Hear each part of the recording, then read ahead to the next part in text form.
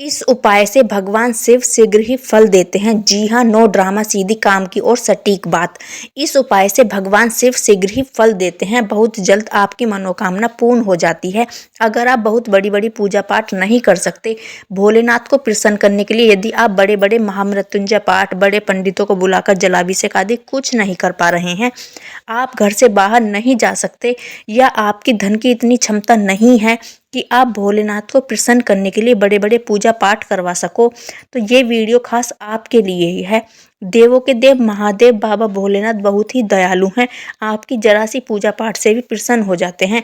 आपके मन में सिर्फ और सिर्फ भक्ति चाहिए, वो अपने भक्तों के लिए कुछ भी कर सकते हैं। तो चलिए उपाय जान लीजिए। आपको 3 चीज़ों की आवश्यकता होगी। एक, चंदन की लकड़ी वाला जो चंदन होता है, जो घिसकर लगाया जाता है। इतना तो आपको करना ही पड़ेगा। मिलता हमें तभी है जब हम कुछ देते हैं, ये प्रकृति का नियम है। तो एक तो आपको ये वस्तु चाहिए चंदन की, दूसरा 1 लोटा जल तथा 1 चावल का दाना। इसको आप अपनी सामर्थ्य के हिसाब से बढ़ा भी सकते हैं, लेकिन 1 चावल का दाना तो चाहिए ही। ऐसा मैंने इसलिए बोला है क्योंकि मेरी ये वीडियो अमीर और गरीब सब देखते हैं। आज के ज़माने में बड़ा फ़ोन तो सबके घर में मिल जाएगा, लेकिन ज़रूरी नहीं कि अन्न भी मिले। तो इन 3 चीज़ों को लेकर आपको पहले शिवलिंग पर जल चढ़ाकर अभिषेक करें, फिर चंदन घिसकर चंदन का तिलक लगाएं और 1 चावल का दाना बाबा पर अर्पित करें। अशोक सुंदरी को अर्पित करने के बाद तो आपकी मनोकामना ऐसा करने से बाबा बहुत जल्द पूरी करेंगे। आपके घर के भंडार भरेंगे। शिव पूजा में इस बात का खास ख्याल रखें कि आपके द्वारा किसी का बुरा ना हो, और किसी ने अगर आपका बुरा किया है तो उसे बाबा पर छोड़ दो, बाबा अपने आप संभाल लेंगे। आप बस बिना किसी का बुरा करे मन से भक्ति करते रहें। हर हर महादेव।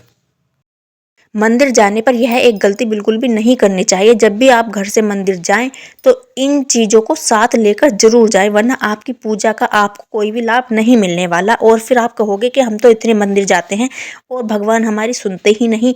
मंदिर में पूजा करने के कुछ नियम होते हैं, उन नियमों को जरूर याद रखना चाहिए। मंदिर में पूजा करने जाते हो, आप भी अपने घर से सब सामान लेकर जाते हो, जैसे कि घी में डुबोई हुई रुई की बाती, धूप बत्ती, माचिस, सब कुछ अपने साथ लेकर जाते हो, लेकिन दीपक अपने साथ नहीं ले जाते। तो आप सावधान हो जाएं। अगर आप अपने घर से सब कुछ तो साथ लेकर जाते हो, लेकिन दीपक साथ नहीं ले जाते और मंदिर में रखे हुए दीपक में अपनी बाती लगाकर आ जाते हो, या फिर उस बाती को सिर्फ मंदिर में ऐसे ही जलाकर आ जाते हो, तो आज से ऐसा करना बंद कर दें।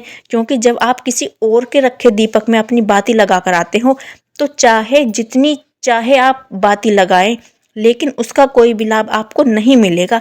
पूजा भले ही आप कर रहे हो, लेकिन उसका लाभ उसको मिलेगा जिसका वो दीपक था। तो सारा खेल पूजा में दीपक का ही होता है। सबका अपना दीपक होना चाहिए, उसी से मंदिर में पूजा करनी चाहिए। वरना आप जितनी मर्जी दीपक जला लो, आपके घर में उससे कोई लाभ नहीं होगा, आपकी मनोकामना पूरी नहीं होगी। आपकी पूजा का सारा पुण्य उसी को मिलेगा जिसका वो दीपक था।